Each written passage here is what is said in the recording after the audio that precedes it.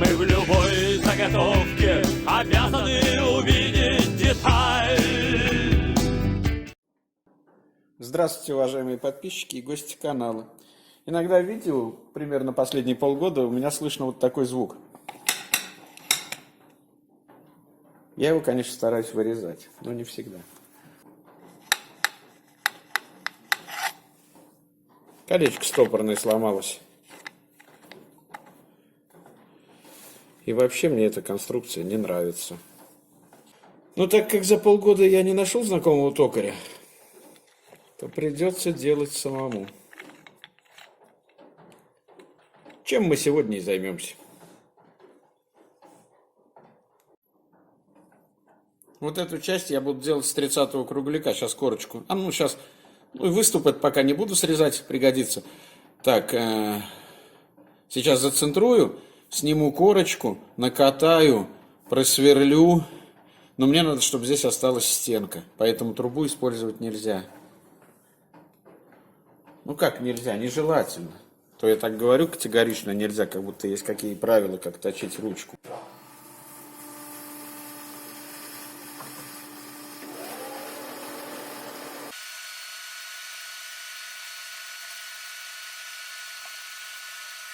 Ну, коль уж начал я делать тюнинг, не тюнинг, апгрейд, не апгрейд, то, наверное, одним из следующих переделаю ключ. Ну, не этот, другой сделаю. Что-то он вам не нравится прям, наверное, из-за вот этих вот насечек, ладно.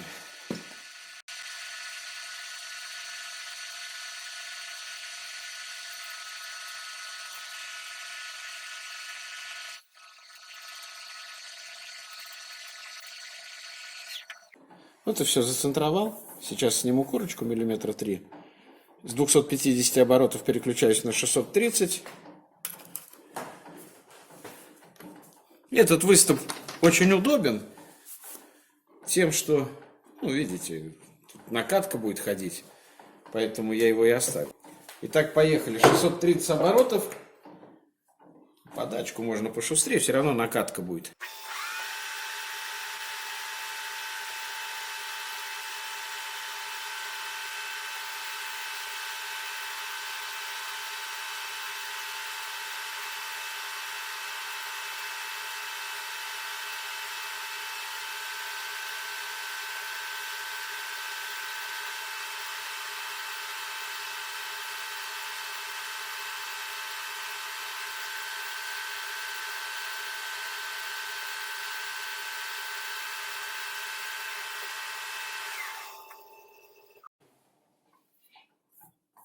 Получилось гладко, только что не блестит. Блеск будет, поверьте.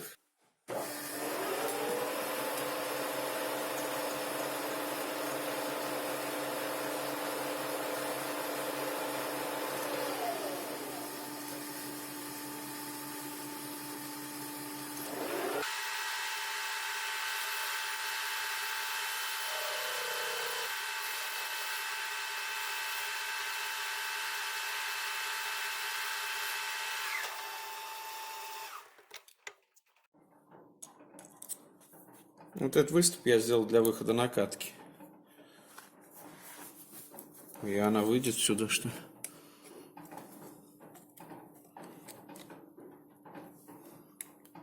Ну да, в аккурат. Так, что еще? По поводу эмульсии был вопрос, почему я не использую. Да чтобы потом не переснимать. Были случаи, когда эмульсия попадала в объектив. И приходилось переснимать. Также я заметил, что я даю слишком большое увеличение. Из-за этого как-то детали не очень приглядные. Помните, как в книжке Гулливер, когда личики лилипутов ему казались такими кукольными, и лица великанов были для него ужасны. Так вот и здесь.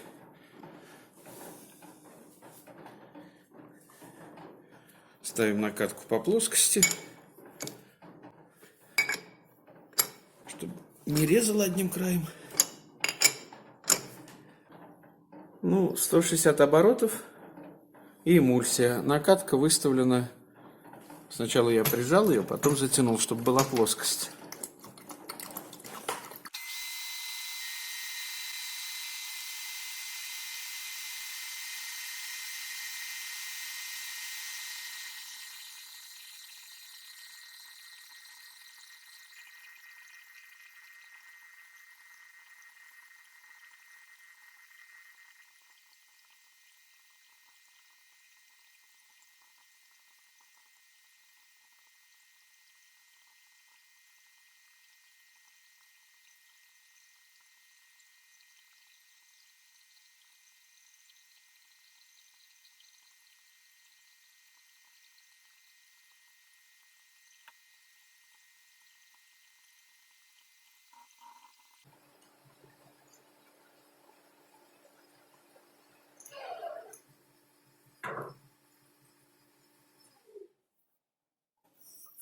Так, ну вот.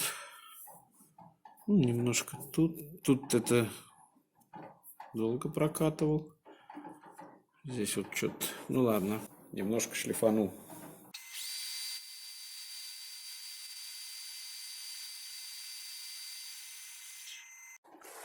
Так, диаметр у нас наружный получился 27.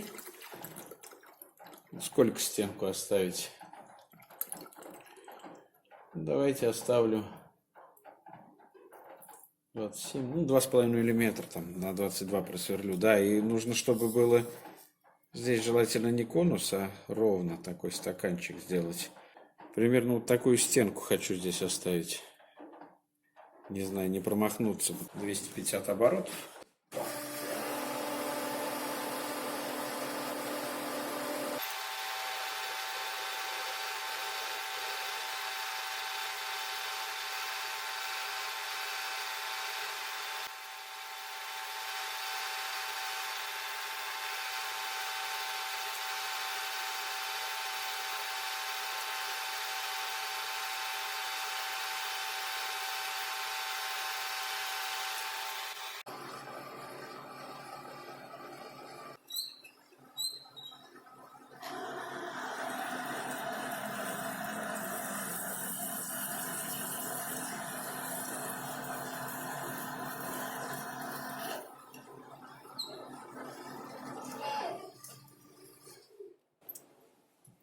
Давайте отодвину камеру, потому что эмульсию я сейчас жалеть не буду, чтобы не потемнело. Повыше поставлю, чтобы не поджарить эту железяку. Будем лить по-взрослому.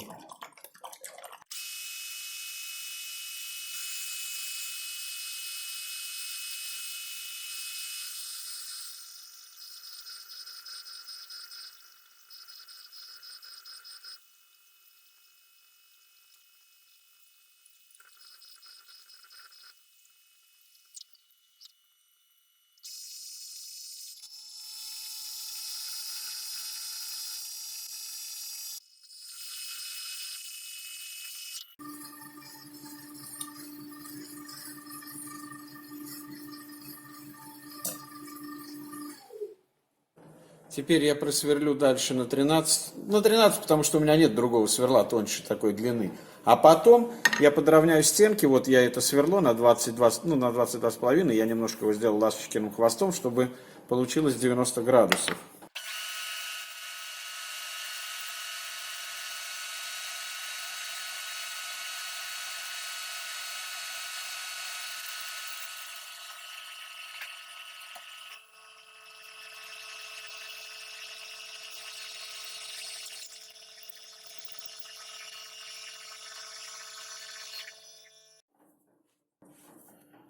Так, ну смотрим, что получилось у нас.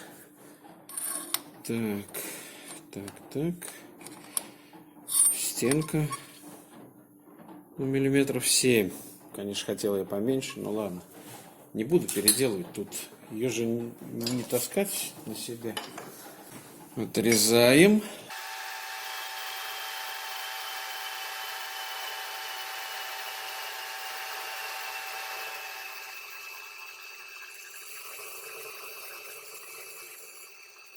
Не сталь, а песок какой-то. Ну, здесь можно фаску руками снять. И немножко это место шлифануть. Прям вот так.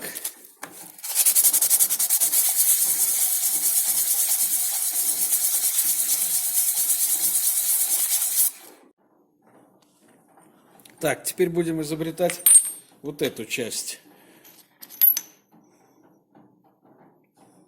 Я буду использовать вот такой винт, тоже здесь, чтобы легче было затянуть. Болт, вернее. Под шестигранник 10. Болт на 12, М12. Так, что нам надо сейчас? Что я снял-то? Померить только вот эту длину.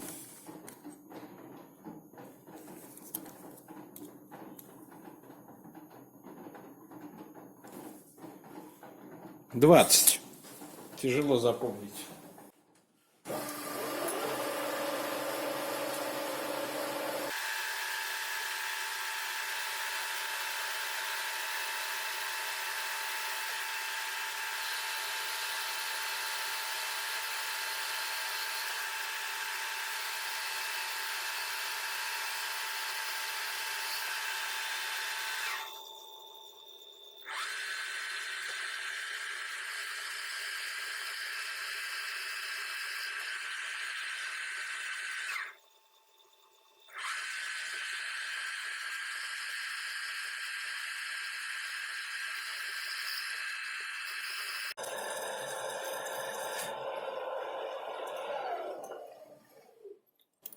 Да, забыл сказать, надо вычислить длину стенки, ну или толщину по-русски.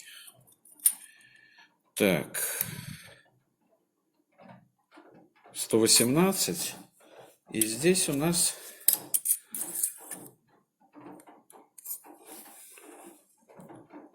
111. Ну да, как я и говорил, 7 миллиметров.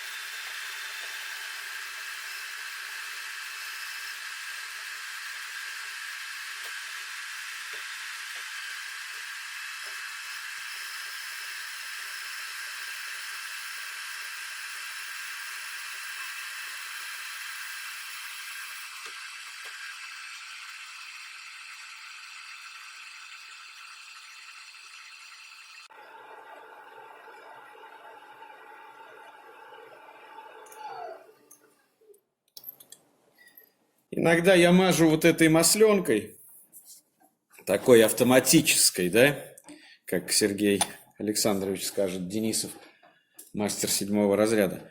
Но мне пишут, типа, сало лучше всего. Да вы что, я же в деревне живу, конечно, сало.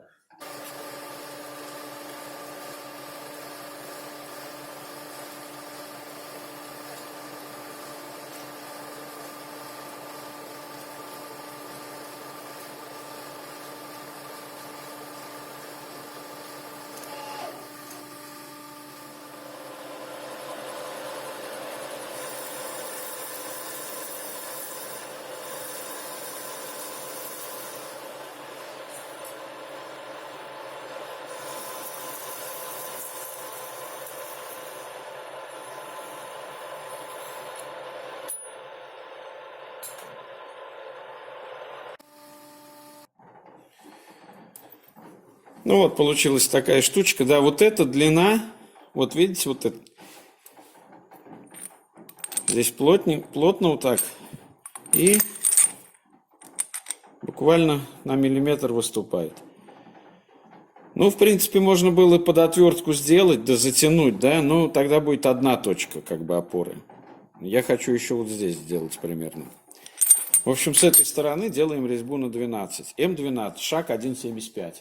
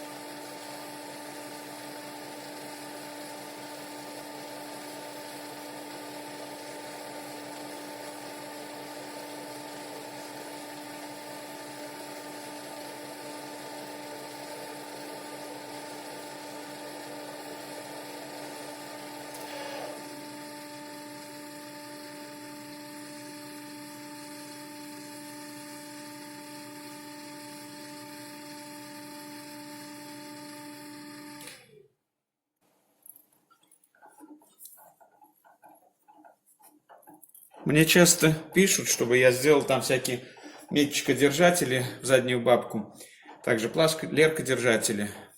Не знаю, на мой взгляд, это бесполезное устройство просто. Ну, может, и сделаю когда-нибудь, чтобы кому-то показать, как делать, да? Но, на мой взгляд, это совершенно бесполезное устройство. Я предпочитаю, я работаю с плохой сталью, чуть-чуть она рвется. Я предпочитаю, например, плашку, ну, плашкодержатель, держать руками, также с метчиками. Когда надо, можно отпустить, можно придержать, ослабить. Ну, в общем, руками есть руками. А все эти... Если бы там была автоматика, например, срабатывание от закусывания или еще что-нибудь, другое дело. А так, Имхо, бестолковщина.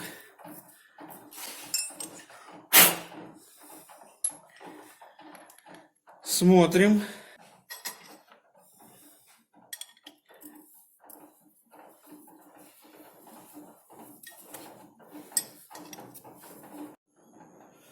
Вот болт вернут до конца. Теперь смотрю вот это расстояние. Ну, 23,5, 23 считаем, да? Меряю этот диаметр. 23, наверное. 22,5, надо же, не разбила. Ну, в общем, делаю такую квадратную втулку 22,5 на 22,5. Внутри 12. То есть, ну да, 22 на диаметр, длина 23, внутренний диаметр 12.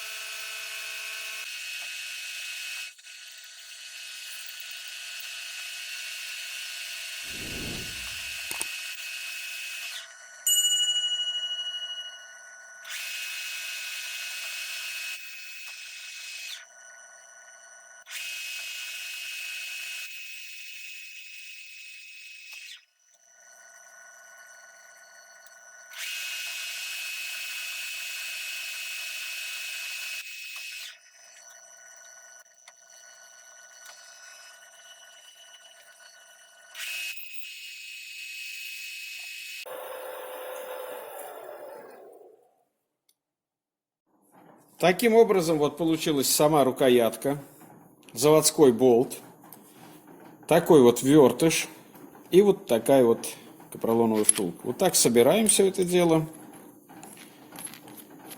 пока не подтягиваем, вставляем. Так, все, соответственно, втулка уже там отцентровалась, ну и ставим на место.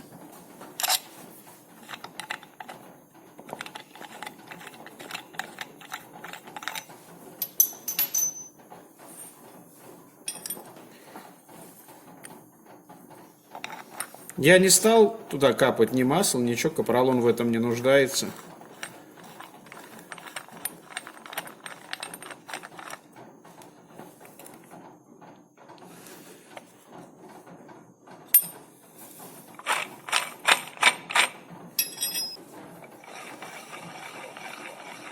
Ну, что сказать, друзья, лепота, ни свиста этого поганого, ничего. Так, еще сейчас подтяну.